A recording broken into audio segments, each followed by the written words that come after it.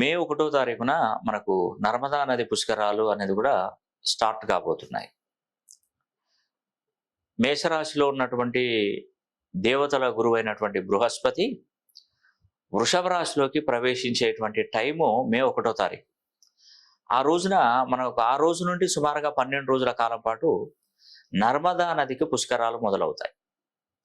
ప్రతి రాశికి వస్తాయండి. అంటే మనకు గురువుడు ప్రవేశించినటువంటి ప్రతి రాశిలో పుష్కరాలు మొదలవుతాయి. అలా 12 రాశులకు 12 పుష్కరాలు మొదలవుతాయి. గత సంవత్సరం మేషరాశిలోకి అడుగుపెట్టాడు కాబట్టి గంగా నది పుష్కరాలు మొదలయ్యాయి. ఇప్పుడు నర్మదా నది.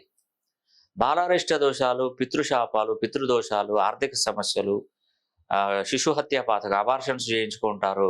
పిల్లలు ఆడపిల్ల మగపిల్ల అని తెలిసి అబార్షన్ చేసుకోవడం, లేదంటే వద్దు మాకు సంతానం వద్దని చేసుకోవడం, అది శిశు హత్య పాతకం ఒక విధంగా. అలాంటి వారికి కర్మలకు సిద్ధి పొందాలి. మే 1వ తారీఖు నుండి 12వ తారీఖు వరకు నర్మదా నది పుష్కరాలు జరుగుతాయి. సరిగ్గా గురుడు మేషరాశి నుండి వృషభ రాశిలోకి మే 1వ తారీఖున ప్రవేశించబోతున్నాడు. ప్రవేశించిన నాటి నుండి మొదటి 12 రోజులు పుష్కరాలు జరుగుతాయి. వృషభ రాశిలోకి గురువుడు ప్రవేశించాడు కాబట్టి నర్మదా నది పుష్కరాలు ప్రారంభమవుతాయి. నర్మదా నది తీరమునే ప్రముఖ జ్యోతిర్లింగ క్షేత్రమైన ఓంకారేశ్వర జ్యోతిర్లింగ క్షేత్రం ఉంది.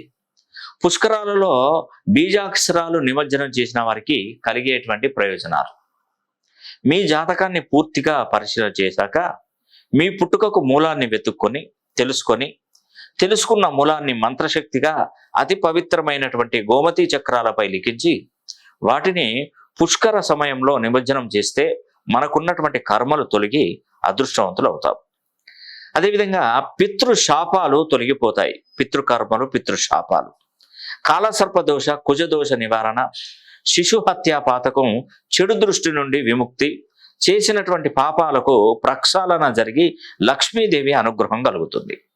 ఈ పుష్కరాలు మధ్యప్రదేశ్లో గల నర్మదా నది తీరంలో వెలిసిన ఓంకారేశ్వర జ్యోతిర్లింగ క్షేత్రం నుండి మొదలవుతాయి. పుష్కరాలకు వెళ్ళలేని వారు మాకు తెలియపరచండి. మీ గోత్రనామాల మీద బీజాక్షరాలు లిఖించి నర్మదా నది పుష్కరాలలో నిమజ్జనం చేసి పవిత్ర నర్మదా నది పుష్కర జలాన్ని మీ ఇంటికే అందజేస్తాం. ఈ అవకాశాన్ని ప్రతి ఒక్కరు సద్వినియోగం చేసుకొని మరి వివరాలకై మా ఆఫీసు నెంబర్లకు సంప్రదించండి.